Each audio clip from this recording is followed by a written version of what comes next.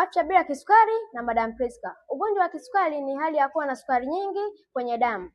Mwili wa binadamu unahitaji sukari ili uweze kufanya kazi vizuri. Ni kama vile gari linavyohitaji mafuta ili liweze kutoka sehemu moja kwenda sehemu nyingine. Gari likizima, maanake injini inahitaji kuchoma mafuta ili uweze kutoka sehemu moja kwenda sehemu nyingine. Na ndivyo hivyo mwili wa binadamu unavyohitaji sukari mwilini. Na kiwango kizuri cha sukari ambacho kinahitajika mwilini ni kile kijiko kidogo cha kunyoshea mtoto dawa katika gramu 5 ya damu. Kitaalamu tunaita gramu 5 ya sukari katika lita 5 ya damu yako. Yaani tukichukua damu yako tukakamua, tunatakiwa tupate gramu 5 tu ya sukari katika damu hiyo. Mfano mzuri, ukichukua maji lita 5 ukaweka vijiko viwili vya sukari, yaani gramu 10, ukionja maji hayo hutopata ladha ya sukari wala sukari. Na ndivyo hivyo sukari inavyotakiwa mwili wako iweze kubalance ili isikusumbue sana.